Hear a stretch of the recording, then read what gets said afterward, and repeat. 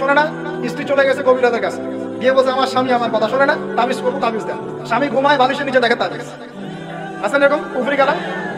সবই কেউ জাদুবিদ্যার চর্চা করতেছে মানুষের সামনে। এবং বিশ্বাস করেন, আমি একটা নিউজ দিই আপনাদের, এখন বিশ্বের একটা অংশের মানুষ সত্যি সত্যি ব্ল্যাক ম্যাজিক বা কালো জাদু করে।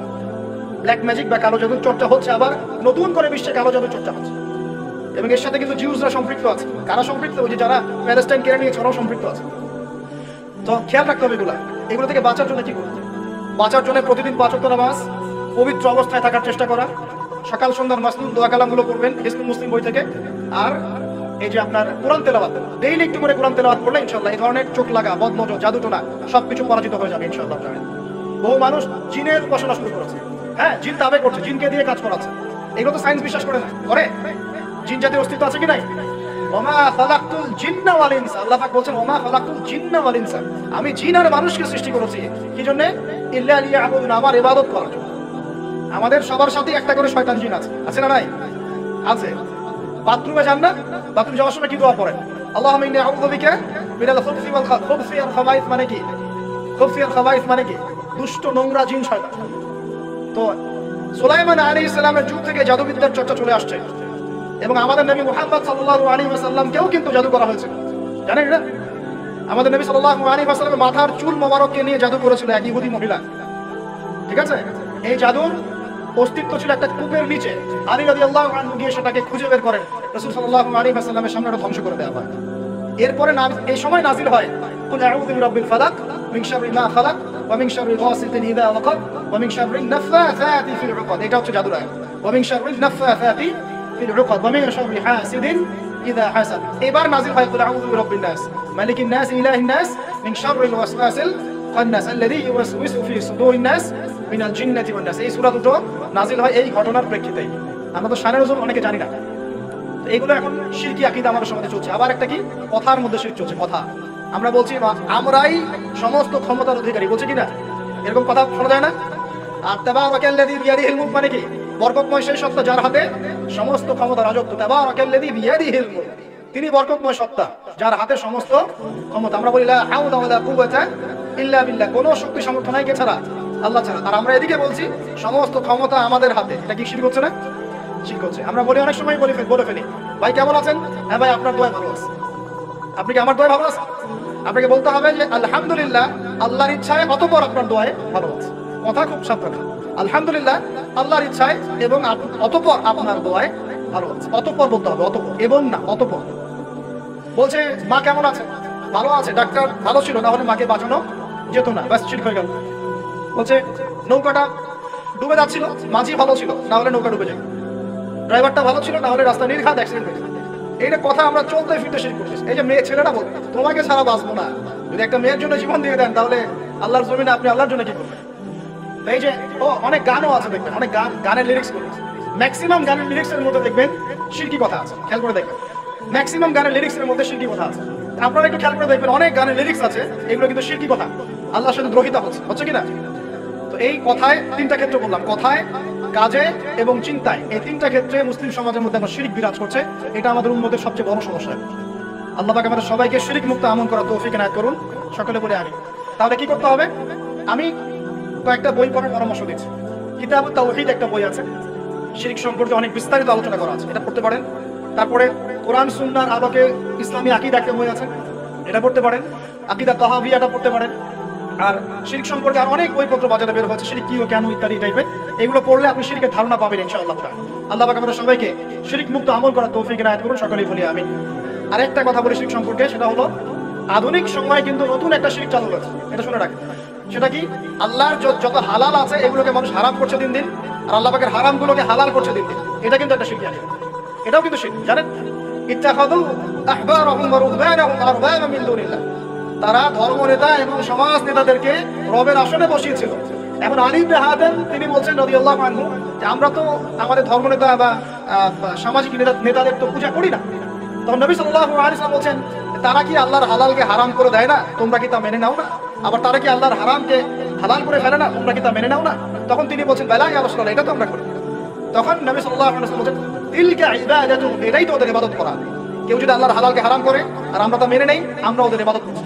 কেউ যদি আল্লাহর হারামকে হালাল করে নেয়, হালালকে হারাম করে নেয়, আমরা তার কথা মেনে নেই, তাহলে আমরা তার ইবাদত করছি। আল্লাহ পাক আমাদেরকে এই ধরনের শিরক থেকে বাঁচার তৌফিক দান করুন। আরেকটা সমস্যা বলে শেষ করছি, উম্মার মানে দুর্দশার অন্যতম একটা কারণ, সেটা হলো বেদাত। এটুকু বলে একটু বসেন, 10 মিনিট সময় নেব। এটা একটা ইম্পর্টেন্ট টপিক, এটা একটু বুঝতে হবে, খুব ইম্পর্টেন্ট। এই কারণে উম্মার মধ্যে অনেক ফাসাদ সৃষ্টি হয়েছে, ফিতনা সৃষ্টি হয়েছে, এবং মানুষ নবীর সুন্নত থেকে মুখ ফিরিয়ে এখন সব বেদাতি আমল করা শুরু করেছে। আর এই বেদাতগুলোকে মানুষ সামাজিকতা বলে চালিয়ে দেওয়ার চেষ্টা করছে।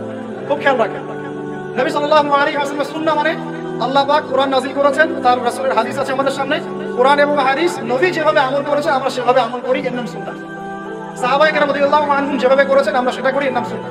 মানে নবী সাল্লাল্লাহু আলাইহি ওয়াসাল্লাম বলছেন, মাই ইয়াইশ মিনকুম বা'দি, তোমাদের মধ্যে আমার পরে যারা বেঁচে থাকবে, ফাসায়ারা ইখতিলাফান কাসীরা, তোমাদের মধ্যে যারা বেঁচে থাকবে আমার পর তারা দেখবে অনেক ইখতিলাফ চলছে সমাজের মধ্যে। তো আলাইকুম বিসুন্নতি ওয়া সুন্নতি খুলাফায়ে রাশিদিন মাহদিন মিন বা'দি, তখন তোমাদের কাজ হবে আমার সুন্নতকে আঁকড়ে ধরে থাকা এবং আমার হেদায়েতপ্রাপ্ত খুলাফায়ে রাশিদা সাহাবায়ে কেরাম তাদের সুন্নতকে আঁকড়ে ধরে থাকা।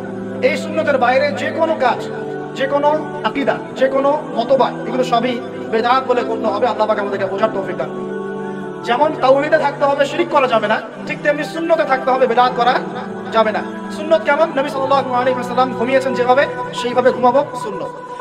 নবীজি ঘুমিয়েছেন, ঘুমানোর আগে ওযু করেছেন, ডান দিকে কাত হয়েছেন, আল্লাহুম্মা বিইসমিকা আমুতু ওয়া আহইয়া বলেছেন, সূরা মুলক তেলাওয়াত করেছেন, পারলে আপনি করবেন।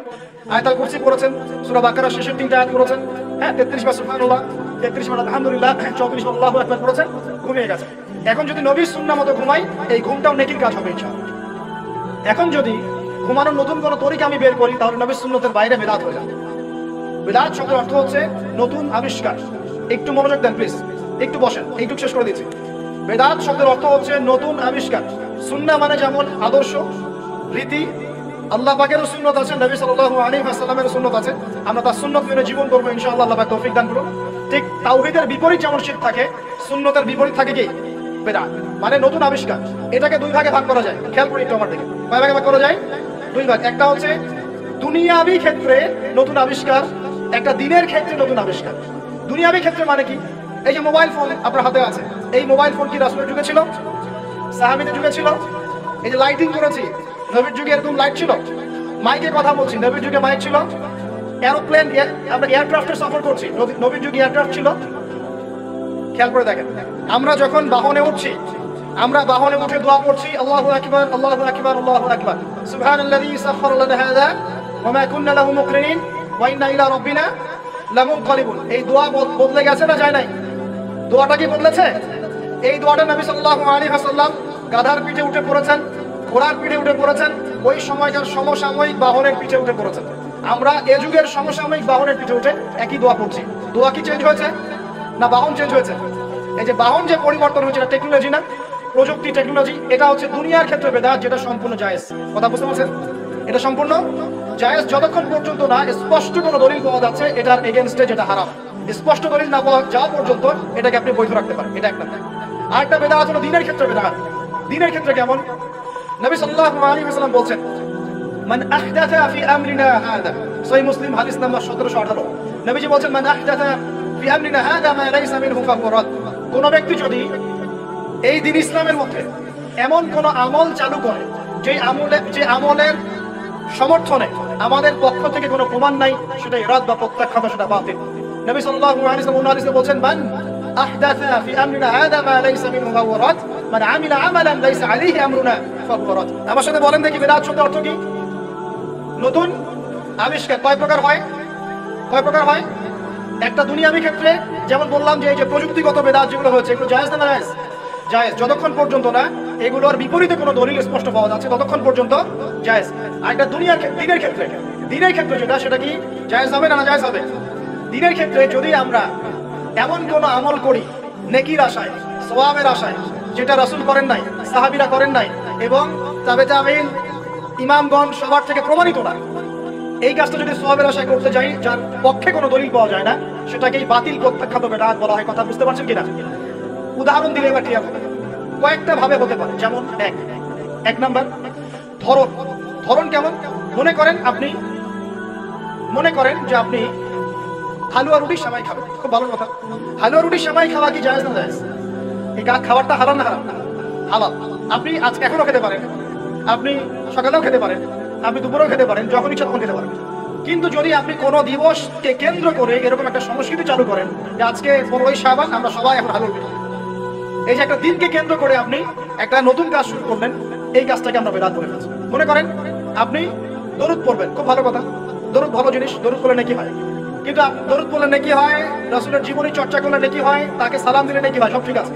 কিন্তু এখন যদি আপনি নবীর জন্ম দিবসটাকে কেন্দ্র করে এই কাজগুলোকে ঘটা করে করার চেষ্টা করেন, যেটা নবীজি করেন নাই, সাহাবীরা করেন নাই, এটা হলো ধরনগত বেদাত। কথা বুঝতে পারছেন কিনা? এক। 2 নম্বরে আসেন, একটা হয় জিন্সগত। জিন্স মানে প্রকরণ। এটা কেমন? আল্লাহ পাক আমাদেরকে কুরবানি করতে বলেছেন চতুষ্পদ জন্তু। চতুষ্পদ জন্তু বুঝি 4 পা। এখন ঘোড়ারও তো 4 পা। এখন যদি আমরা কুরবানি করতে গিয়ে এখন ঘোড়া কুরবানি করা শুরু করি, বলেন কি বুঝলেন? আচ্ছা ঘোড়া বাদ দেন, মুরগি কুরবানি করা শুরু করি, মোরগ কুরবানি করা শুরু করি, মনে করলেন যে সমস্যা কি, এটাও তো আল্লাহর সৃষ্টি, হালাল তো, মুরগি খাওয়া তো হালাল, মোরগ খাওয়া তো হালাল, তো গরু ছাগল বাদ দিয়ে মুরগি কুরবানি করলাম, কি সমস্যা? করতে পারবেন না, কারণ আল্লাহ পাক চতুষ্পদ জন্তু কুরবানি কথা বলেছেন। এটা যদি করেন জিনসগত বেদাত হয়ে যায়। কথা বুঝতে পারছেন? 3 নাম্বার একটা হচ্ছে যেটাকে আমরা বলি আদাদ বা সংখ্যাগত। যেমন আল্লাহ পাক বলেছেন এশার নামাজ পড়তে 4 রাকাত, ফরজ নামাজ কয় রাকাত? 4 রাকাত। কেউ যদি মনে করে এখন না নামাজ খুব ভালো কাজ, নামাজ পড়লে নাকি হয়, তো 4-এর জায়গায় আমি 5 রাকাত পড়ব, কি হবে? ফজরের নামাজ 2 রাকাত ফরজ। আর কেউ যদি মনে করে নামাজ তো খুব ভালো জিনিস, ভালো কাজ পড়লে কি সমস্যা, নামাজ তো পড়লে নাকি হয়, 2 রাকাত পড়লে নাকি হয়, 4 রাকাত পড়লে আরো বেশি নাকি।